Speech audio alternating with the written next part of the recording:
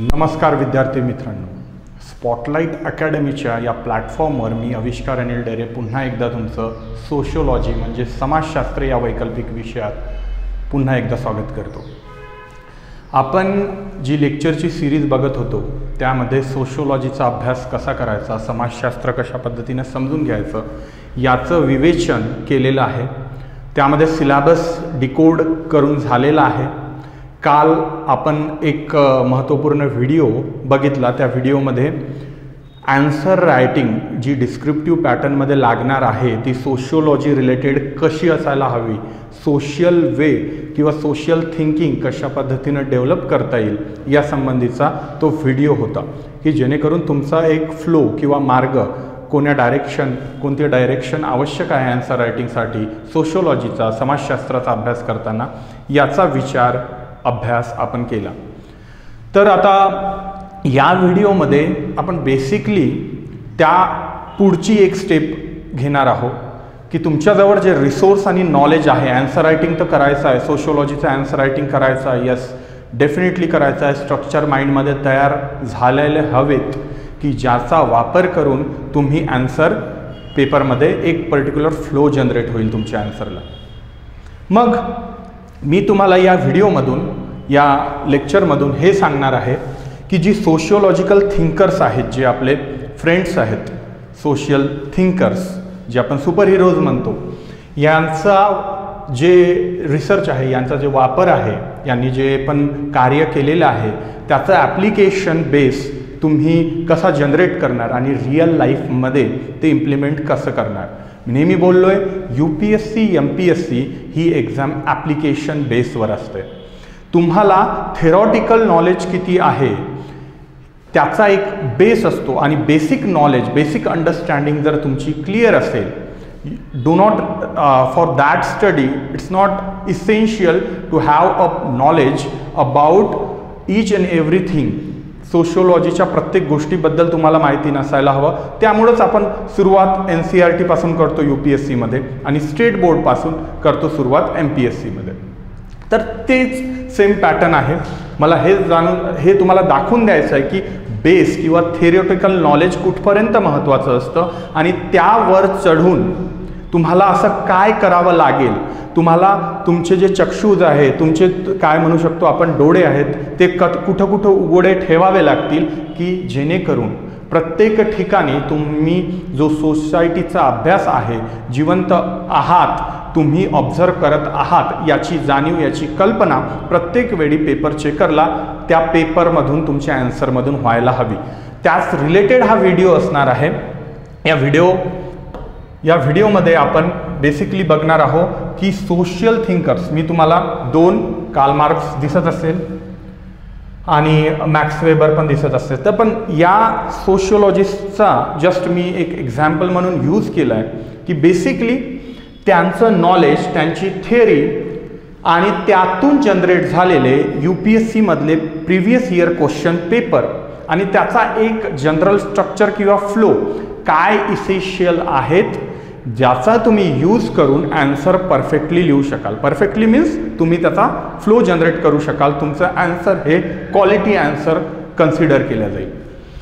तर sociological thinkers Karl Marx आणि max weber यांचा कंटेम्पररी रिलेव्हन्स आपण चेक करणार आहोत आणि त्याचं application in UPSC questions answer writing. Okay, तर बघा सोशियोलॉजीमध्ये थिंकर्स का मॅटर करतात आपण बघितलंय तर पहिल्या चॅप्टरमध्ये येईल, पुन्हा सांगतोय, it's just an abstract knowledge.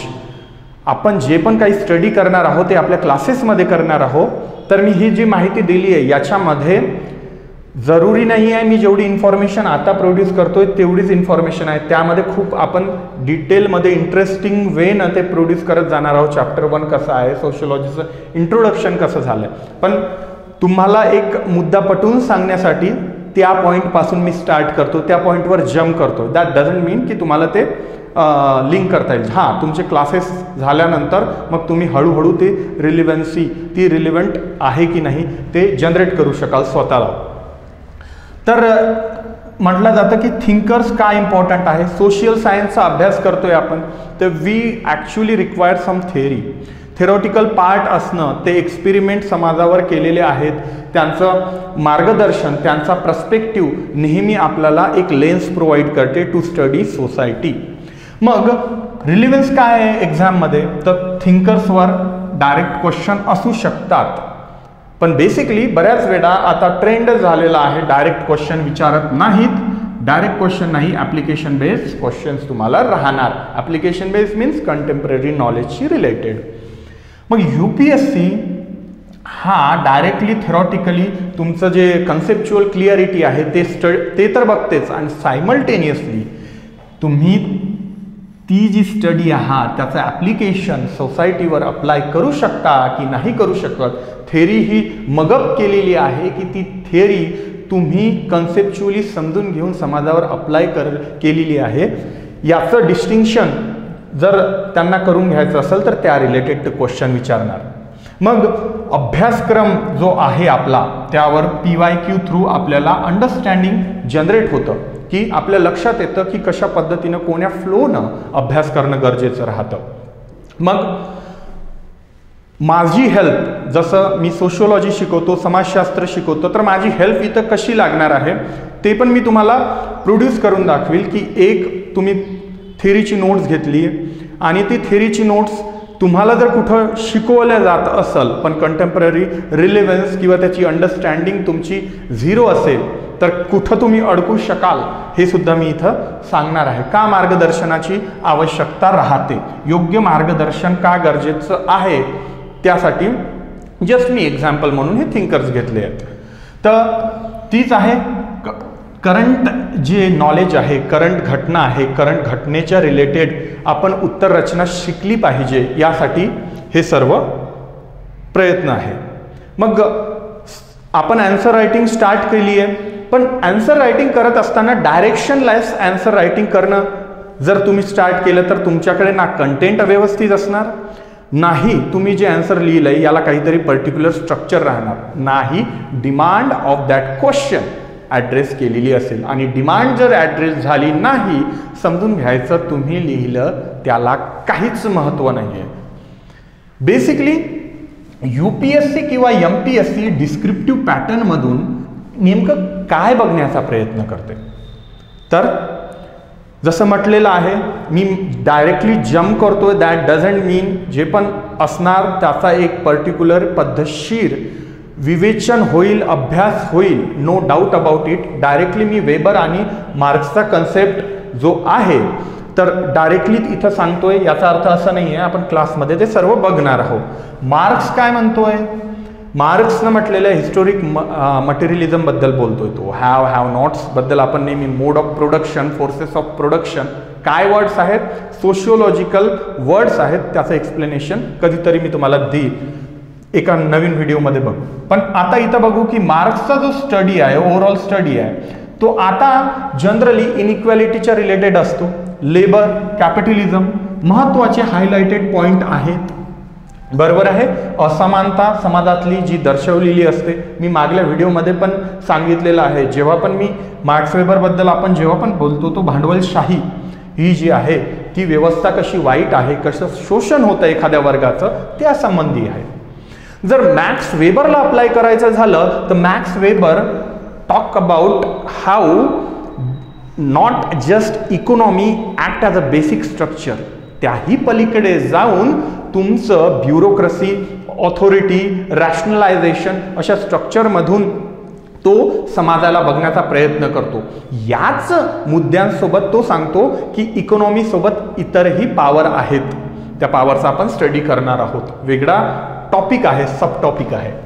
मग ब्युरोक्रेसी, ऑथॉरिटी आणि रॅशनलायझेशन ही जे प्रोसेसेस आहे ही बेसिकली मॅक्स वेबरची लिंक होतं. आता हे तर जरा थेरॉटिकल पार्ट, हा पार्ट आपण नेहमी तुम्ही कुठेही जाल, कोणत्याही पुस्तकात वाचाल, हां तुम्ही वाचलं समजणार किती ते वेगळी गोष्ट आहे, पण हे दिलेलं राहील. मग आता कंटेम्पररी पार्ट ज्यावर तुम्हाला मार्क राहतात, एक साधा रेशो असतो की जेव्हा ॲप्लिकेशन बेस्ड क्वेश्चन्स असतात तेव्हा 70% वेटेज जे असतं ते तुमचं ॲप्लिकेशन, तुम्ही किती अप्लाय करू शकत आहात नॉलेज या बेसिसवर असतं, आणि 30% आपण म्हणू की तुम्हाला ती थेअरी कळली की नाही, तुम्हाला कळतंय का नाही, तो मुद्दा समजलाय की नाही या रिलेटेड आहे. आणि आपलं एक्झॅक्टली उलटं होतं. आपल्याला विचारलं, कार्ल मार्क्स विचारला, लिहत आलो, सुटत गेलो, कार्ल मार्क्सनं असं असं म्हटलं. विचार करा प्रश्नाची डिमांड काय आहे आणि तुम्ही आन्सर काय देताय. सो मला असं म्हणायचं आहे की 70% ज्या गोष्टीला वेटेज आहे ती गोष्ट ॲड्रेस तुम्ही करताय. प्रश्न विचारला पाहिजे, तुम्ही ॲड्रेस करताय. मग हे ॲड्रेस करण्यासाठी काय करावं लागेल, थेरॉटिकल नॉलेजसोबत तुम्ही ते इश्यूज, कंटेम्पररी रिलेव्हन्सीज जनरेट करणं सुरुवात करावी लागेल. आणि तेव्हाच खरा ब्युरोक्रॅट किंवा तुम्ही ॲडमिनिस्ट्रेटर होऊ शकाल, समाजाला सर्व करू शकाल. नाही तर थेरॉटिकल नॉलेज जर तुमच्याकडे असलं आणि ॲप्लिकेशनचा जो बेस असतो तोच नसला तर तुम्ही अभ्यास कसा करणार, तुम्ही समाजाला सर्व कसं करणार, तुम्ही एक प्रोडक्टिव्ह ॲसेट असणार कसं, देशाचे क्रीम म्हणून तुम्ही समाजाला सर्व करणार आहात तर तुम्हाला ते ॲप्लिकेशन बेस, ते नॉलेज असायला हवं. थेरीचा यूज करून तुम्ही ते समाजामध्ये अप्लाय कसं करणार, त्यासाठीच एक्झाम असते. मग पुढचा पॉइंट आहे कार्ल मार्क्स. कार्ल मार्क्स म्हटल्यानंतर जो आपण नेहमी बघतो, हे टॉपिक्स तुम्हाला क्लासेसमध्ये पुन्हा सांगण्यात येईल की PYQ मध्ये कोणते टॉपिक हायलाईट होतात. आपण थेरॉटिकल अभ्यास केल्यानंतर PYQs मध्ये कोणते टॉपिक हायलाईट होणार, कोणत्या टॉपिकवर तुम्हाला जास्त महत्त्व द्यावं लागेल, मग कोणा टॉपिक जास्त अभ्यासावा लागेल, कोणती थेअरी जास्त बघावी लागेल, किंवा त्या सोशिओलॉजिकल थिंकरमध्ये काय वाचावं लागेल महत्त्वाचं, या रिलेटेड असते. मग जनरली पेपर पॅटर्ननुसार जो सिलेबस आपल्याला दिलेला आहे एकूणच त्याचंच इथं रिलेव्हन्स सांगितलेलं आहे. जो पेपर पॅटर्न आहे त्याचं रिलेव्हन्स आपण कनेक्ट केलं आहे कंटेम्पररी वर्ल्डशी. आज त्या थिअरीज ज्या एवढ्या वर्षाआधी दिलेल्या आहे आज रिलेव्हंट आहे की नाही आहे समाजामध्ये अप्लाय. मग इनइक्वॅलिटी दिसते समाजामध्ये, वेल्थ डिस्ट्रीब्युशन प्रॉपरली झालेलं नाही आहे, गरिबी कुठं ना आहे, कोणता तरी वर्गाकडे काहीतरी वेल्थचं डिस्ट्रीब्युशन चुकीचं झालंय. म्हणूनच ऑक्सफॅम रिपोर्ट नेहमी कोट करण्यासारखा आहे. ऑक्सफॅम रिपोर्ट नेहमी सांगतो 1% ऑफ पॉप्युलेशन किती पर्सेंट, 50-60% काय होल्ड करते, वेल्थ होल्ड करत आहे. मग इनइक्वॅलिटी आहे, एक वर्ग हॅव आहे. इमॅजिन करा एक व्यक्ती ज्याच्याकडे 60 रुपये आहे आणि जे बॉटम 50 लोक आहे त्यांच्याकडे, किंवा जे बॉटम 50% लोक आहेत त्यांच्याकडे 3 रुपये आहे. तर विचार करा एक व्यक्तीला 60 रुपये, आणि हे ऑक्सफॅम रिपोर्ट कमी जास्त झालेलं असणार, मी जस्ट तुम्हाला एक एक्झाम्पल देतोय. तर आणि बॉटम 3% जे खालच्या 3% वर्ग आहे त्यांच्याकडे, जे बॉटम 50% पॉप्युलेशन आहे त्यांच्याकडे 3%. तुम्ही विचार करा वेल्थची डिस्ट्रीब्युशन किती झालेली असेल. यावरून लक्षात येते एक व्यक्ती 60 रुपयात किती गोष्टी खरेदी करू शकणार आणि 50 लोक 3 रुपयाचं डिव्हिजन कसं करणार. मग याची जाणीव कंटेम्पररी इनइक्वॅलिटी वेल्थ डिस्ट्रीब्युशन मध्ये आहे. मी जाणले, मी कंटेम्पररी लिंक करतोय, थिअरीज आपण क्लासमध्ये बघणार आहोत त्यांचं कंटेम्पररी लिंकेजेस. इनइक्वॅलिटी हा महत्वाचा पॉइंट आहे. असमानता. मग गिग इकॉनॉमी नेहमी बोललंय, फूड डिलिव्हरी, झोमॅटो, स्विगी नेहमीच उदाहरण आहे. गिग इकॉनॉमी त्यांचं सोशल सिक्युरिटी प्रॉपर नसणार, आणि मग कुठंतरी या वर्गाची सोशल सिक्युरिटी नसल्यामुळं या वर्गावर इम्पॅक्ट पडणारच. एम्प्लॉयमेंटची जी रिसोर्सेस आहे, अवेलेबल रिसोर्सेस आहे, जसं कार्ल मार्क्स म्हणतो इकॉनॉमी जे आहे त्यावर इतर सुपरस्ट्रक्चर ॲक्ट होतं. इकॉनॉमी आहे इन्फ्रास्ट्रक्चर. मग इकॉनॉमीचा जो बेस आहे तोच जर वीक असेल तर त्या समाजाच्या त्या वर्गावर परिणाम होणारच. त्यांना आपण हॅव नॉट म्हणू या वर्गाला. कोणीही गिग इकॉनॉमीमध्ये का जात आहे, एम्प्लॉयमेंटच्या जे बहुतांश वेळा एम्प्लॉयमेंट जनरेट ना झाल्यामुळं, गव्हर्नमेंट जॉब्स कमी झाल्यामुळं किंवा इन्व्हेस्टमेंट कमी झाल्यामुळं, प्रायव्हेट सेक्टरमध्ये स्किल नसल्यामुळं, जॉब नसल्यामुळं त्यांना हे काम करावं लागतंय. मग बेसिकली कुठंतरी गिग इकॉनॉमीचा मुद्दा हा कार्ल मार्क्सशी कनेक्ट करता येईल आपल्याला. आता कॉर्पोरेट पॉवर जो आपण म्हटलेला आहे इन्फ्लुएन्स, मी नेहमी म्हणतो की प्रेशर ग्रुप स्टडी करताना आपल्याला हा इन्फ्लुएन्स पण नजर येईल. जो दबाव गट आहे तो बघताना आपल्याला कॉर्पोरेटच्या ज्या लॉबीज आहे त्या पॉलिसीज कसा इन्फ्लुएन्स करतात त्याकडेही बघता येईल. म्हणजे कुठंतरी तुमचं पॉलिटिक्स हे कॉर्पोरेट वर्ल्ड हँडल करतंय का, कुठंतरी त्यातून पॉलिटिक्सवर परिणाम होतोय का, कंटेम्पररी रिलेव्हन्स आहे. लावून बघा, साधारण एक्झाम्पल्स असतात.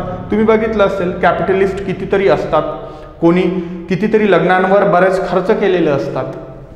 एक्झाम्पल लावायचे असतात आपल्याला, सोशल अँगलनं बघावे लागतात. आणि ॲग्रेरियन डिस्ट्रेस, शेतकऱ्यांची आत्महत्या असो, शेतकऱ्यांचे पीक असो, मग का म्हणून गव्हर्नमेंट नेहमी ॲग्रेरियन डिस्ट्रेस हा मुद्दा, कारण बहुतांश लोक आजही शेती हा प्रायमरी व्यवसाय आहे, शेती करून जीवन व्यापन करतात. शेतीत काही पिकलंच नाही तर तो हॅव नॉट क्लास होईल का, रिलेव्हंट मुद्दा आहे. आणि डिजिटल कॅपिटलिझम हा फार इंटरेस्टिंग आणि रिलेव्हंट टॉपिक आहे. या हॉट टॉपिकवर नेहमीच क्वेश्चन विचारले जातात. आपण हळूहळू AI कडे ट्रान्सफर होतोय. आपलं नॉलेज, जी स्किल जी आधी कामी यायचं आज ती काम मशीन करतंय, मग त्यांना रिप्लेस होतंय कुठंतरी. मग डिजिटल कॅपिटलिझम काय करतंय तर तुमच्या चॉईसेस ह्या तुम्ही स्वतः ड्रिव्हन केलेल्या आहेत. तुम्ही जे चॉईस करताय यामागे तुम्ही स्वतःचा हात आहे की त्यामागं तुमची चॉईस शेप करण्यामध्ये कोणाचा तरी हात असणार.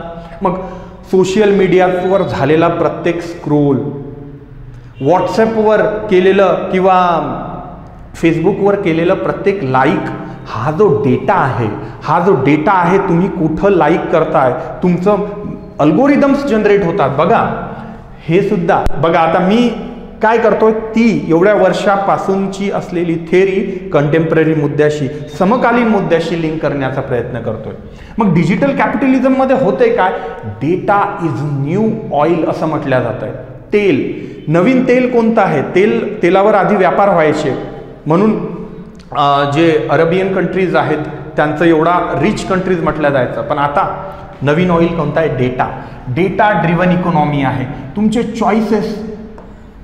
तुमचे चॉईसेस या कॅपिटलिझममुळे शेप तर होत आहे का किंवा नाही होत आहे, याचं उत्तर रिलेव्हंट मुद्द्यांमध्ये आपल्याला सापडणार. आपल्याला कार्ल मार्क्सची थेरी महत्त्वाची आहे, पण त्याचं ॲप्लिकेशन आजच्या समाजावर कुठं होतंय दिसतंय डिजिटल कॅपिटलिझममध्ये.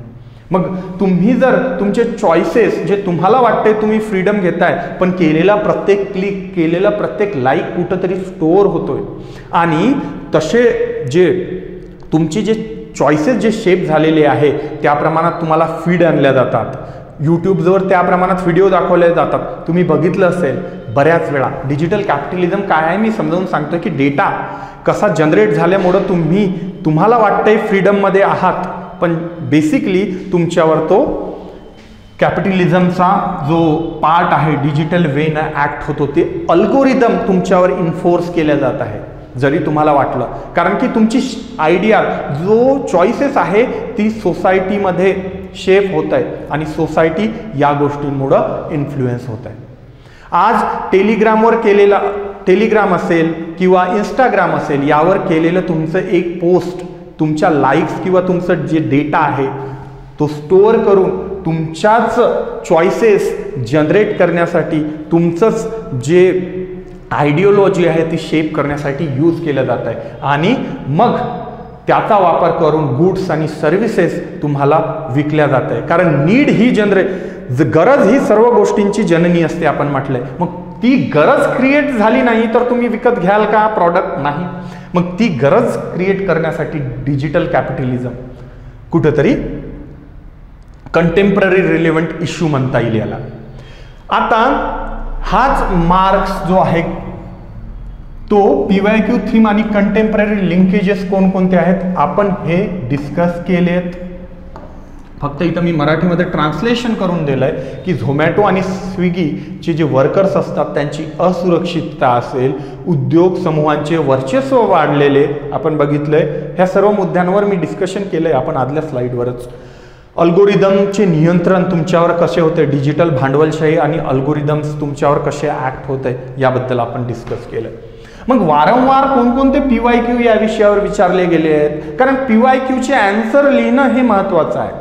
ती एक्झाम क्लिअर करण्यासाठी या गोष्टी महत्त्वाच्या आहेत. तर महत्त्वाचं आहे आधुनिक भारतात मार्क्सची उपयुक्तता काय आहे, त्याने दिलेल्या थेअरीचा ॲप्लिकेशन कुठं आहे, वर्गसंघर्ष आणि असमानता कुठं कुठं आहे, क्वेश्चन्स विचारले जाणार. हे रिपीटेड टॉपिक आहे, PYQचे रिपीटेड थीम्स आहेत, यावर क्वेश्चन विचारले जाणार.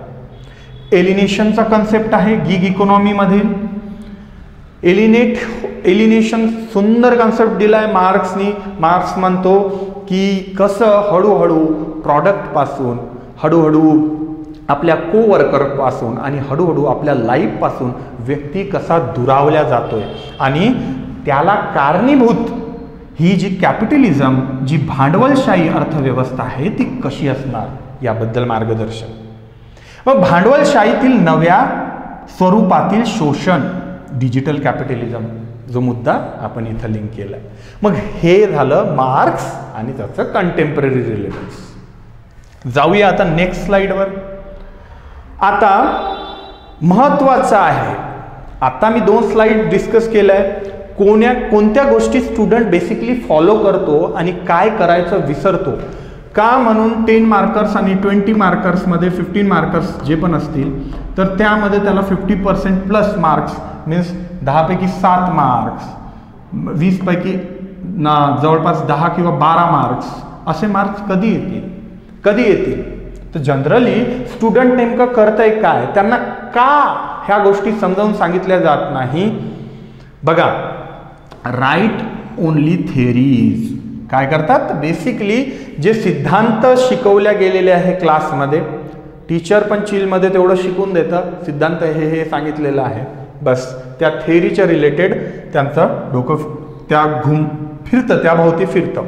आणि क्लासचा जो इंटरसेक्शन आहे, हा जो इंटरसेक्शन आहे हा मुद्दा मिस केला जातो इंडियन कंटेक्स्टमध्ये. आपण डॉक्ट्रिन ऑफ इंटरसेक्शनॅलिटी जो छेदनबिंदू आहे तो कशा पद्धतीनं ॲक्ट होतो याबद्दल मी एका व्हिडिओमध्ये सांगितलेलं आहे क्लासमध्ये इन डिटेलमध्ये, यावर आपण चर्चा करूया विथ स्टोरीज. येस, आता इंडियन रिलेटेड कंटेम्पररी मुद्दा तुम्ही अनुभवलेला असेल आणि तुम्हाला माहितीच नसेल तर तुम्ही इंडियन एक्झाम्पल्स देऊ शकणार नाही. आणि उत्तराचं जे लेखन आहे ते बेसिकली GSच्या फॉर्मॅटमध्ये राहील. हे काही पॉइंट्स आहे, स्टुडंट बेसिकली चुका करतात. GSचा टोन हा GSच्या पेपरसाठी असतो, ऑप्शनलसाठी नाही. तुम्हाला social angle, social perspective generate करावाच लागेल जर तुम्ही समाजशास्त्र हा वैकल्पिक विषय अभ्यासत असाल तर. ठीक आहे, लक्ष द्या, या गोष्टी खूप महत्त्वाच्या आहे. GS टोनमध्ये उत्तर लिहिणं म्हणजे तुम्ही तुमच्या स्वतःच्या पायावर कुऱ्हाड मारून घेतल्यासारखं आहे. टोन ही नेहमी सोशियोलॉजी ऑप्शनलची वेगळी असते, ती कशी जनरेट करायची आन्सर रायटिंग PYQ ॲनालिसिसमधून आपण पुन्हा शिकणार आहोत. मग काय आहे आपला गायडन्समध्ये किंवा एखादा टीचर ज्यानं काय शिकवायला पाहिजे, किंवा आपल्या क्लासमध्ये आपण बाकीच्यांचा विचार नाही करू या ठिकाणी. एक टीचर तुम्हाला कशासाठी गरजेचा असतो डिस्क्रिप्टिव्ह आन्सर रायटिंगमध्ये, तर थेअरीला कॉम्प्रिहेन्सिव्ह तो एक्सप्लेन करण्याचा प्रयत्न करतो, सोबतच कंटेम्पररी रिलेव्हंट एक्झाम्पल्स. मार्क आजच्या काळामध्ये जागृत कसा आहे, मी नेहमी क्लासमध्ये तुम्हाला सांगत आलो की मार्क्स, वेबर, मीड हे जे सोशल थिंकर्स आहे आपल्यासोबत येऊन बसतील आणि ते आजचा जो त्यांनी केलेला त्यांचा जो एवढ्या वर्षीचा स्टडी आहे तो त्यांची जी लेन्स आहे आपल्याला देऊन जातील आणि आपण ती लेन्स यूज करून आजचा समाज अभ्यासणार आहोत. ती झाली इंटरॅक्टिव्ह वे ऑफ लर्निंग. तर सोशिओलॉजिकल वोकॅब्युलरीज असणं गरजेचं राहतं. मी नेहमी म्हणतो जेव्हा तुम्ही थेरॉटिकली सोशिओलॉजी शिकायला जाता तेव्हा हळूहळू तुम्हाला लक्षात येईल की सोशिओलॉजीचे काही की टर्म्स आहेत. जसं की एलिनेशन म्हटल्यानंतर मला ती प्रत्येक वेळेस एक्सप्लेन करण्याची गरज राहणार नाही. सोशिओलॉजीच्या स्टुडंटला किंवा सोशिओलॉजीचा पेपर चेकरला एलिनेशन काय आहे माहिती राहील आन्सर रायटिंगच्या मधात. तर बेसिकली ब्युरोक्रेसी प्रत्येक वेळेस डेफिनेशन आहे. की टर्म्स प्रत्येक वेळी आन्सरमध्ये असलं तर लक्षात येईल की ते सोशिओलॉजीचं समाजशास्त्राचं उत्तर आहे. मग आता कार्ल मार्क्सचा रिलेव्हन्स आपण बघितला. रिलेटेड PYQ एखादा तुम्हाला मी बघणार आहो आणि ते आपण नंतर अप्लाय पण करणार आहोत. ही जस्ट तुम्हाला समजावून सांगतोय की कार्ल मार्क्स किंवा मॅक्स वेबर यांनी नेमकं कोण्या गोष्टी सांगितल्या आणि त्यांचं कंटेम्पररी लिंकेजेस काय. मॅक्स वेबर काय म्हणतो, ब्युरोक्रेसी, आजची ब्युरोक्रेसी त्यानं त्या काळी एक्सप्लेन केली. त्या काळचा सोसायटीचा अभ्यास करून त्यानं सांगितलं की कॉम्प्लेक्स, जेवढं समाज कॉम्प्लेक्स होत जातो त्याच प्रमाणात ब्युरोक्रेसीसारखी इफिशियंट ऑर्गनायझेशन नेहमी मदतीला येते. असं सांगत असताना ही नोकरशाहीची पद्धत मॅक्स वेबरनं जेव्हा दिली त्यानंतर आजच्या काळामध्ये तिचं रूप काय झालंय, भारतामध्ये त्याचं काही रिलेव्हन्सी आहे, त्यामध्ये काही चेंजेस केलेत. मग ते चेंजेस काय आहे. ब्युरोक्रेसी ही एक महत्त्वाचा मुद्दा येतो. याच्याच थेअरीमध्ये आयर्न केज म्हटलं जातं. एक लोखंडी पिंजरा म्हणजे ब्युरोक्रेसी आहे अशी वेबरला भीती वाटायची. मग तो लोखंडी पिंजरा आजही आहे का. ब्युरोक्रेसीबद्दलची वेबरची असलेली भीती, तो रिलेव्हन्स बघा. आता मग रॅशनलायझेशन ऑफ पब्लिक ॲडमिनिस्ट्रेशन मुद्दे बघा. अल्गोरिदमिक गव्हर्नन्स बघितलाय आपण. अल्गोरिदमचा यूज करून कशा वेळी एखाद्या बहुतांश जे गिग वर्कर्स असतात किंवा एक ॲपचा ठरलेला जो अल्गोरिदम आहे त्या प्रमाणात आपले चॉईसेस शेप होत आहेत. आपण केलेले लाईक्स, ती नीड जनरेट होते, त्या अल्गोरिदम प्रमाणे आपली मेंटॅलिटी शेप होत आहे. मग डिसिजन मेकिंगवर त्याचा इम्पॅक्ट काय पडतो हे रिलेव्हन्सी आहे, ही ॲप्लिकेशन आहे. आता स्मार्ट सिटीज किंवा अर्बन प्लॅनिंगच्या रिलेटेडही ही जे कंटेम्पररी इश्यूज आहे हे लागू पडतात. कसं तर क्वेश्चन घेऊन आपण त्याच्याबद्दल पाहणार आहोत की रेड टेपिझम किंवा राजकीय हस्तक्षेप नेहमी पाहतो. ब्युरोक्रेसी आहे, ब्युरोक्रेसी रूल बेस ऑर्डर आहे, हायरार्की आहे, उतरंड आहे, सिनियर त्यापेक्षा ज्युनियर, त्यापेक्षा ज्युनियर, लोअर. मग ती जी लॉ बेस ऑर्डर असते, मग ब्युरोक्रेसी तयार होताना ती ब्युरोक्रेसी काहीतरी गोल अचीव करण्यासाठी तयार झाली असणार. ऑब्वियसली नोकरशाही. सोसायटी कॉम्प्लेक्स आहे, त्या सोसायटीमध्ये प्रत्येक इन्स्टिट्यूशन, ज्याही इन्स्टिट्यूशनमध्ये कॉम्प्लेक्सिटी आढळली तिथं सरलता आणण्यासाठी ब्युरोक्रेसी आली. हा मुद्दा आहे. नोकरशाही आली. नोकरशाही आल्यानंतर सर्वात महत्त्वाचा मुद्दा आहे, हिने इफिशियन्सी आणली. समाज हा हळूहळू रॅशनलाइज झाला. रॅशनलाइज हा गोल ओरिएंटेड असतो. मग नोकरशाहीने गोल अचीव करण्यासाठी एक रूल बेस ऑर्डर जी इम्पर्सनल आहे, एकमेकांसोबत ओळखीचे नाही, मुद्दे हे समजून घ्यायचे आहेत आपल्याला. ह्या थेअरीज आपल्या एक्सप्लेन झालेल्या नाही आहे, पण तुम्हाला मी लिंकेजेस काय असतात का म्हणून PYQचा अभ्यास महत्त्वाचा असतो की जेणेकरून तुमच्या कंटेम्पररी इश्यूज, समकालीन मुद्दे, तिथं तुमचा माइंड ओपन व्हायला लागतो. आधुनिक उदाहरणं नेहमी बघितलंय e governance model. E governance model. मग आता DBT पण बघितलेला आहे, आधार आणि DBT लिंकेजेस. आता याला आपण गुड गव्हर्नन्स म्हणतो. आणि तुम्ही HRDच्या स्टडीमध्ये असेल किंवा मग गव्हर्नन्सच्या पोर्शनमध्ये असेल, या मुद्द्यांना नेहमी पॉझिटिव्ह वेनं, पॉझिटिव्ह ॲस्पेक्टनं स्टडी केलेला आहे. तर बेसिकली क्वेश्चन इथं जनरेट हा होतो की ब्युरोक्रेसीमध्ये ई गव्हर्नन्स ऍड झालंय. बघा हे ब्युरोक्रेसी नोकरशाही काय होत आहे, ही रूल बेस आहे आणि याचे आणखीनही स्ट्रक्चर राहणार. रूल बेस आहे, उतरंडा आहे ज्याला आपण हायरार्की म्हणतो, ऑर्डर आहे, त्यानं इफिशियन्सी वाढली.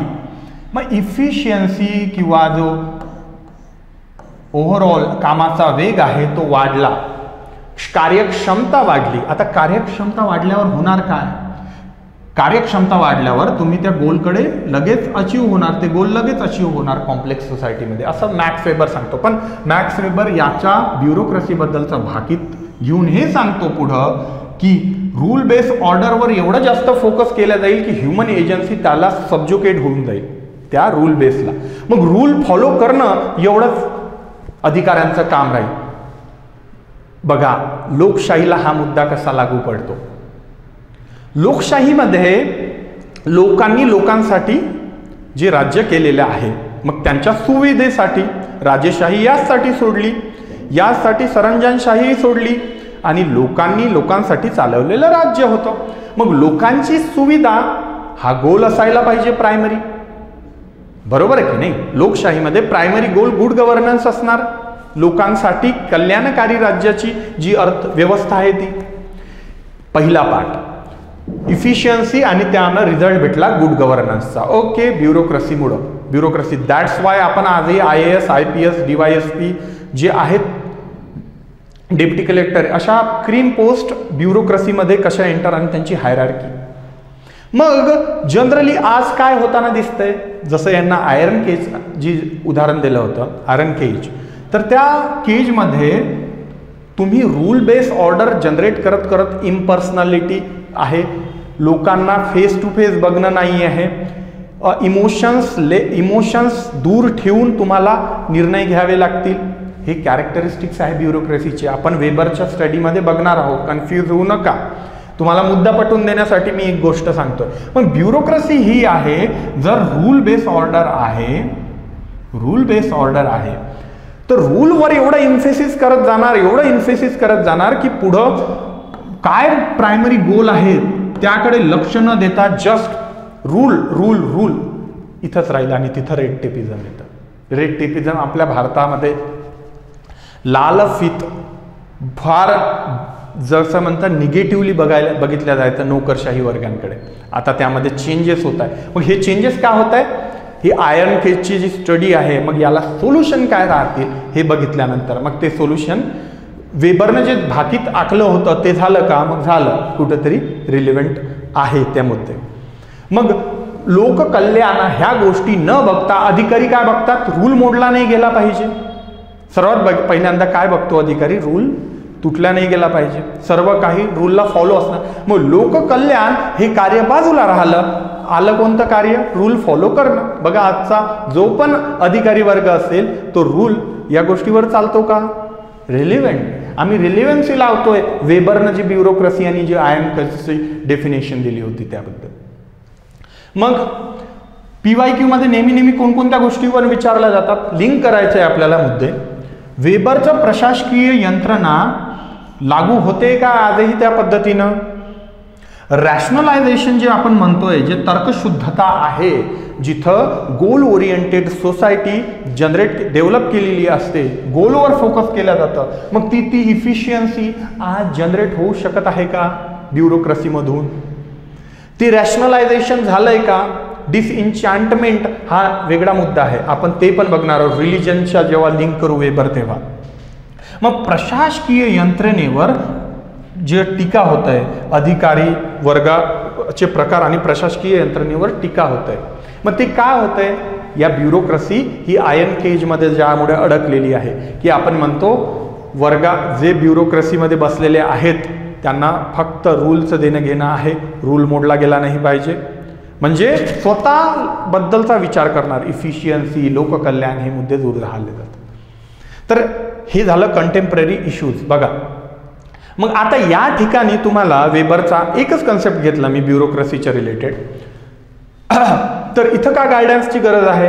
पुन्हा टेक्स्टबुक थेअरी तुम्ही जी आहे, जी नोकरशाहीबद्दल अभ्यास केलाय, वेबर असं सांगितलं, अरे पण विचारलं काय गेलंय त्याबद्दल तर बघा. ई गव्हर्नन्सशी लिंक करणं जमत नाही. ई गव्हर्नन्सचा मुद्दा बघा, ओपन करा, माइंड ओपन करा, तुमच्या अवतीभवती जे चाललंय ते समाजामध्ये त्या थेरी लिंक्स करायच्या आहेत, त्यावर प्रश्न असणार आहे. मग फॉरगेट इंडियन ॲडमिनिस्ट्रेटिव्ह एक्झाम्पल्स, जाय मिस लिमिटेशन्स ऑफ ब्युरोक्रेसी. जी ब्युरोक्रेसी एक्सप्लेन करताना आपल्याला वाटतं की नोकरशाहीबद्दलची यंत्रणा आहे त्याच्याबद्दलच्या मर्यादा पण सांगाव्या लागतील, कारण की वेबरनं डिस्कस केलं आहे, मी डिस्कस नाही करतोय, मी माझ्याकडून नाही सांगतोय, पण मला हे भान आहे, मी वेबर वाचलेलं आहे, मला माहिती आहे, तर मला मर्यादा दाखवाव्या लागतील आणि सोल्युशन सांगावं. मी तर नेहमीच म्हणतो की उत्तर हे सोल्युशन ओरिएंटेड नेहमी असायला हवं, पॅसिमिस्टिक उत्तर नसायला हवं. कारण ती थेरी वाचून एखादा रिसर्चर सुद्धा सांगेल की अरे हे इश्यूज आहे, पण सोल्युशन देणारा हे अधिकाऱ्याचं काम असतं.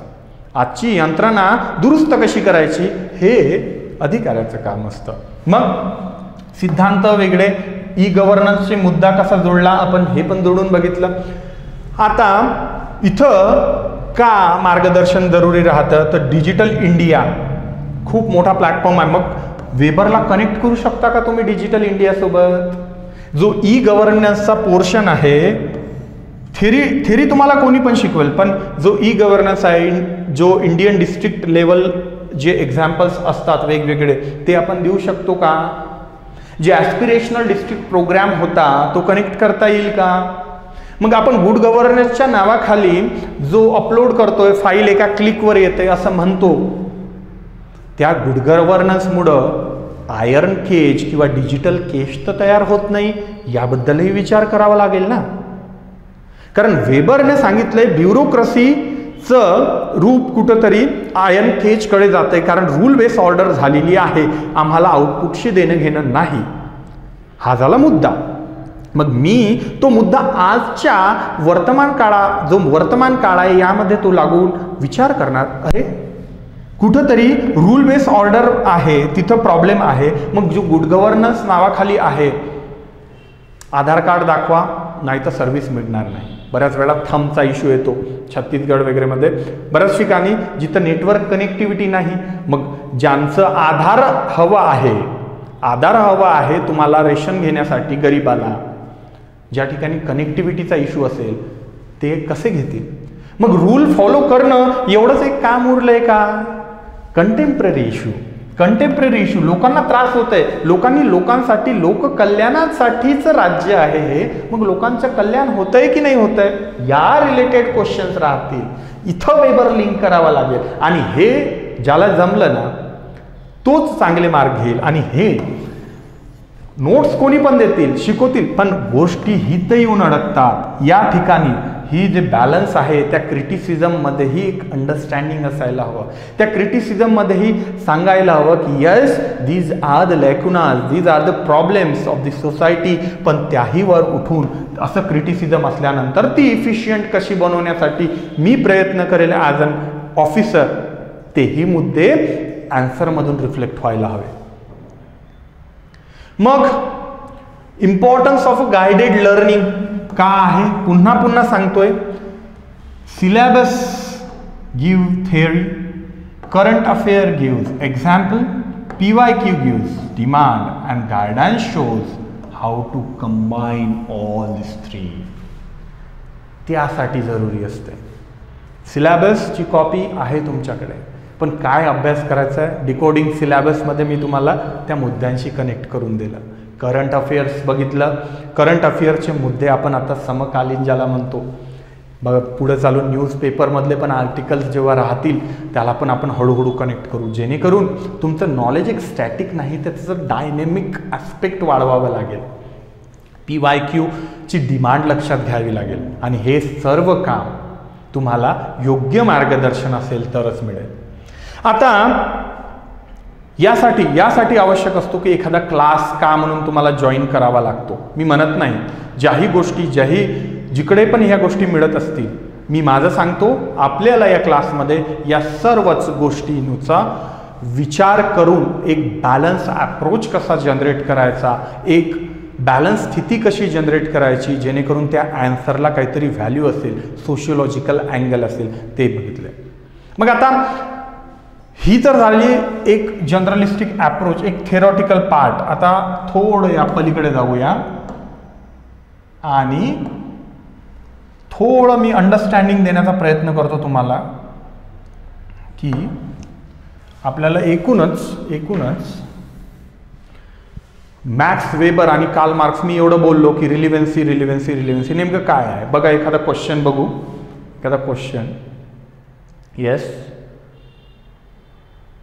तर ते त्या टॉपिकवरचे जर क्वेश्चन आपण बघितले तर आपल्या लक्षात येईल की yes this types of question, आणि त्यामुळं डायरेक्शन पण मिळेल.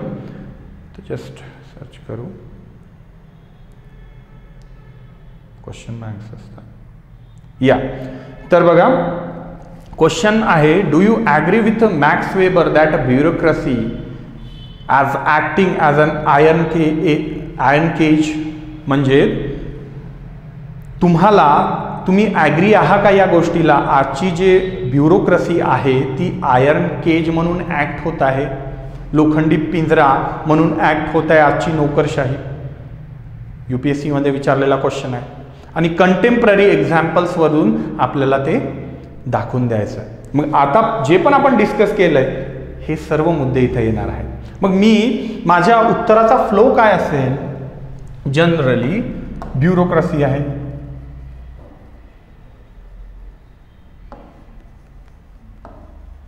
नोकरशाही,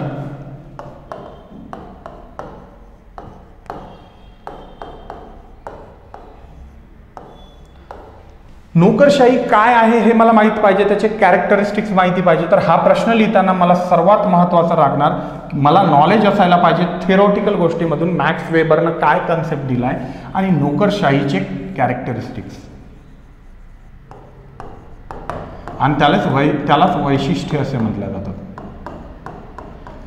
मग हे वैशिष्ट्य जर मला माहिती असेल तर मी ते वैशिष्ट्य आजच्या समाजावर अप्लाय करू शकतो. इथं आला थेरॉटिकल पार्ट, ही झाला थेअरीचा पार्ट, हा झाला थेअरीचा पार्ट. आता या पलीकडे राहणार ॲप्लिकेशन. मग जो बॉडीचा पार्ट येईल तिथं ई गव्हर्नन्सचा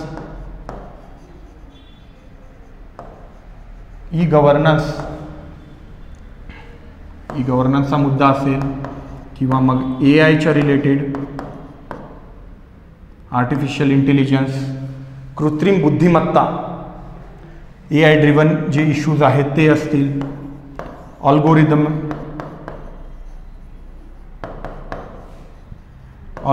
ॲपचे जे अल्गोरिदम्स डेव्हलप झालेले असतात.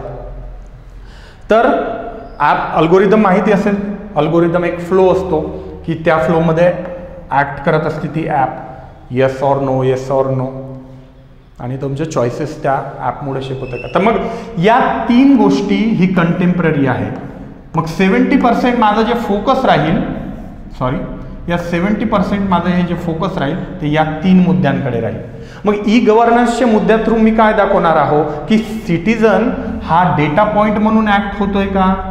सिटीजनला तुम्ही त्याचं डेटा मागताय आणि तो देण्यामध्ये जर असमर्थ असेल आणि तुम्हाला माहीत असेल त्याचा इश्यू, त्याचा परिस्थिती जेन्युइन आहे, तर मग तेव्हा तुम्ही इम्पर्सनल जर राहिले तर तो व्यक्ती तर वंचित राहील. इथिक्समध्ये पण असे मुद्दे येत असतात.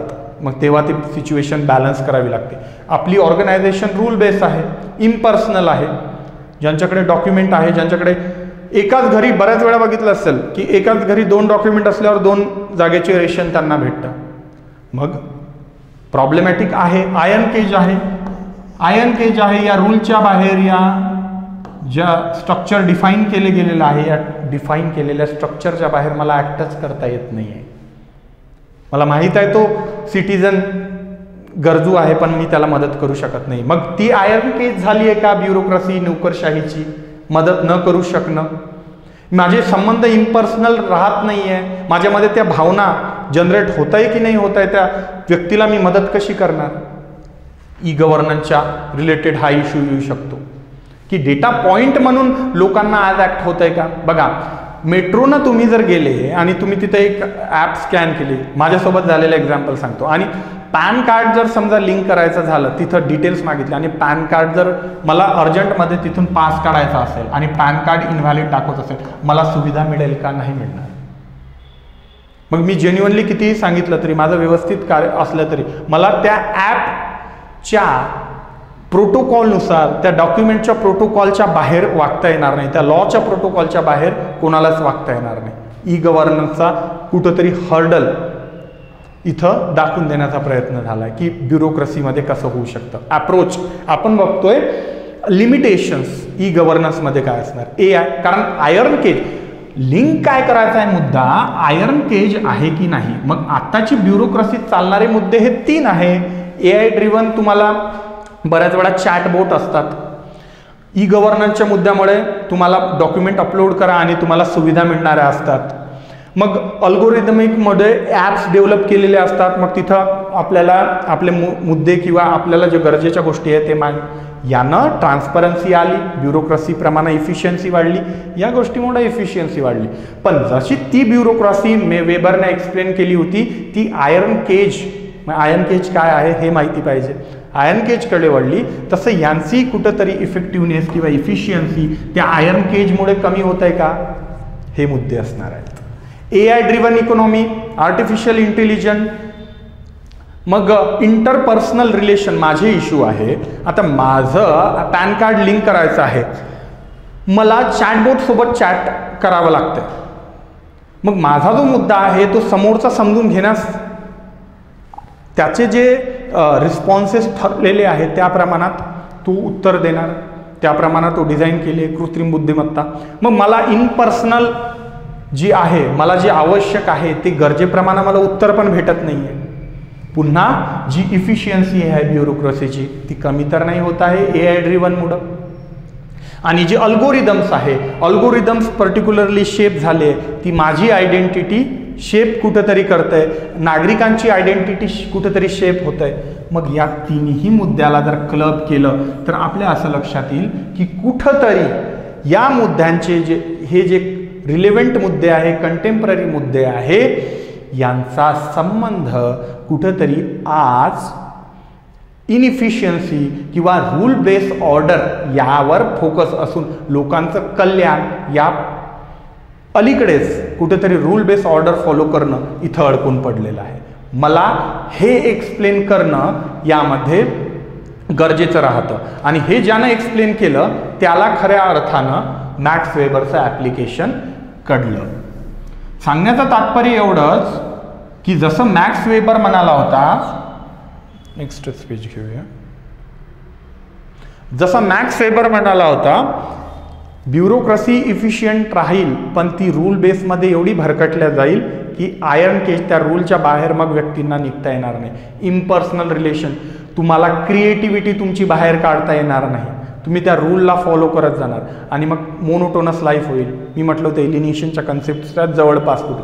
मग हाच मुद्दा इथं लिंक करायचा होता की आताची जी गव्हर्नन्स आहे, ब्युरोक्रेसी आहे, डिजिटल इंडिया जी आहे प्लॅटफॉर्म आहे त्याला प्रमोट करते. मग ते जे डिजिटल इंडिया आहे ते लोकांना कुठंतरी रूल बेस ऑर्डर अतिरिक्त फॉलो केल्यामुळं, लोकांचे प्रॉब्लेम्सपेक्षाही महत्त्व रूलला दिल्यामुळं किंवा त्या डॉक्युमेंट्सला दिल्यामुळं तुमचं महत्त्वाचे जे कार्य आहे ते कुठंतरी इफिशियन्सी तुटतं आहे का, कुठंतरी इफिशियन्सी कमी होतं आहे का, या रिलेटेड तो प्रश्न होता. ज्याने डिसायफर केला तो व्यवस्थित त्याचं मुद्देसूद उत्तर लिहू शकेल. आता दुसरा घेऊया, कार्ल मार्क्सचा एक क्वेश्चन. कार्ल मार्क्सचा क्वेश्चन आहे, डू यू ॲग्री विथ, एक second, yes, what is actually historical materialism, ऐतिहासिक भौतिकवाद या संबंधीचा क्वेश्चन आहे आणि कंटेम्पररी सोसायटीसोबत तो लिंक करायचा आहे. मग हिस्टोरिकल मटेरियलिझम काय आहे हे आपण क्लासमध्ये कुठेही गेलं तर कोणत्याही क्वेश्चन पेपरमध्ये किंवा कोणत्याही थेरॉटिकली नोट्समध्ये तुम्हाला अनुभवता येईल. हिस्टोरिकल मटेरियलिझम तुम्ही अभ्यास करा, तुम्हाला कळून जाईल. पण ॲप्लिकेशन कंटेम्पररी जे आहे ते कसं करता येईल हे दोन्ही मुद्दे आपण आधी बघितले, त्यामुळे तुम्ही लिंक करा आता ते. तर हिस्टोरिकल मटेरियलिझम जे ऐतिहासिक भौतिकवाद आहे,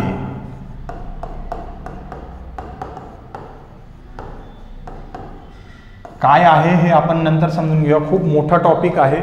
त्याचे मोड ऑफ प्रोडक्शन, सोसायटी असते, प्रत्येक सोसायटी ही ट्रान्सफॉर्म होते.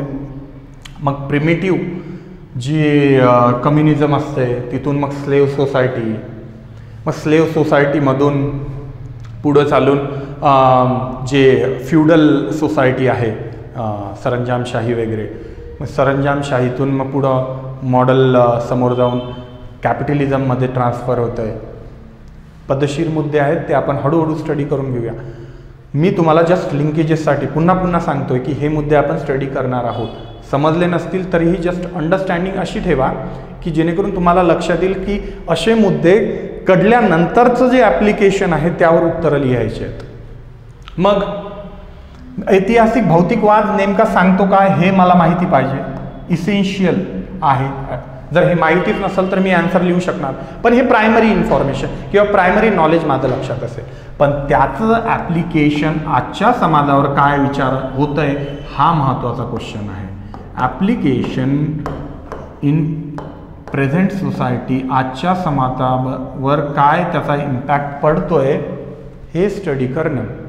मग जसं आपण आत्ताच पाहिलं, प्रिकॅरियस वर्क, धोकादायक ठिकाणी काम करणारे कोणते आहेत, गिग इकॉनॉमी, ज्यांचं कॉन्ट्रॅक्च्युअल बेसिस असतं, कधी कामावरून काढलं जाईल माहिती नाही आहे. मग अशी इकॉनॉमिक इन्स्टॅबिलिटी असल्यावर ॲटोमॅटिक त्याचा इम्पॅक्ट त्यांच्या इतर गोष्टींवर, सामाजिक जीवनावर पडणार. मग आता या लोकांनाचं कुठंतरी कनेक्शन हॅव नॉट सोबत आहे का? आणि जी प्रायव्हेट सेक्टरचं जी इन्व्हेस्टमेंट आहे, गव्हर्नमेंट नेहमी प्रमोट करते, कार्ल मार्क्स त्याला नेहमी अपोज करणार.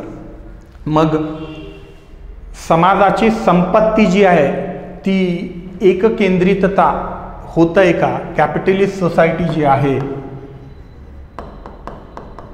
कॅपिटलिस्ट जी भांडवल सोसायटी आहे, भांडवलवाद आहे, तर त्यांच्याकडे होतं आहे का? तुम्ही लिस्ट बघितली असतील, फोर्ब्सची लिस्ट निघते, जगातला श्रीमंत व्यक्ती हे. तर मग ती संपत्ती हळूहळू कॉन्सन्ट्रेट होतं आहे का? मग हॅव्ज आणि हॅव नॉटची जी दरी क्रिएट झाली की मार्क्स आला.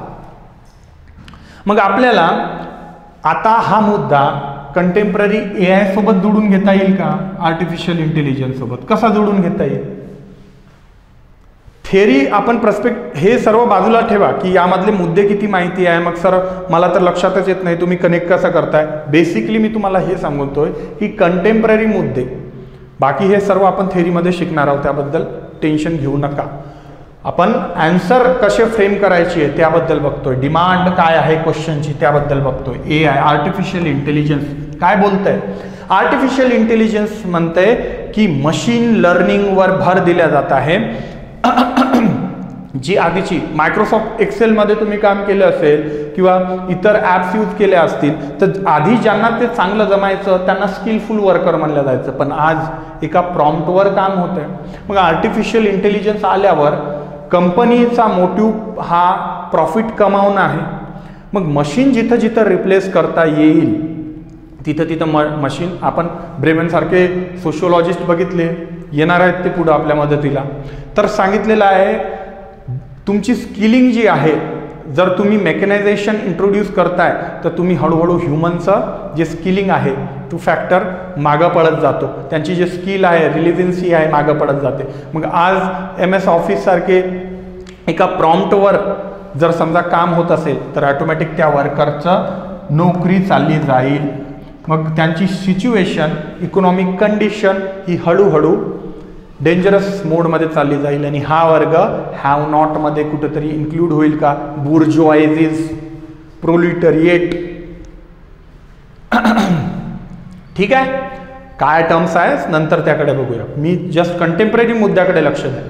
माझा थेरॉटिकल मुद्दा हा इथं मी एक्सप्लेन केला आहे, थेरी माझी इथं एक्सप्लेन केली आहे, पण ते थेरी लिंक कुठं करायची आहे? आर्टिफिशियल इंटेलिजन्सला, गिग इकॉनॉमीला, कंटेम्पररी रिलिव्हंट जे क्लासेस डेव्हलप होतील त्यामुळं त्याला, आणि कुठंतरी मला क्रिटिक्स द्यावं लागेल. मॅक्स वेबर मग काय बोलला, मर्टन काय बोलतोय, किंवा जसं मिशेल फुको म्हणतो नॉलेजबद्दलचं. मग खरंच एका इकॉनॉमी या फॅक्टरवर या बाकी हॅव आणि हॅव नॉटचा कॉन्फ्लिक्ट आणि इतर गोष्टी डिपेंड आहे की मग या पलीकडेही फॅक्टर आहे, तर मग ते क्रिटिक्स वगैरेमध्ये ते येईल. तर फ्लो ऑफ आन्सर हे आहे.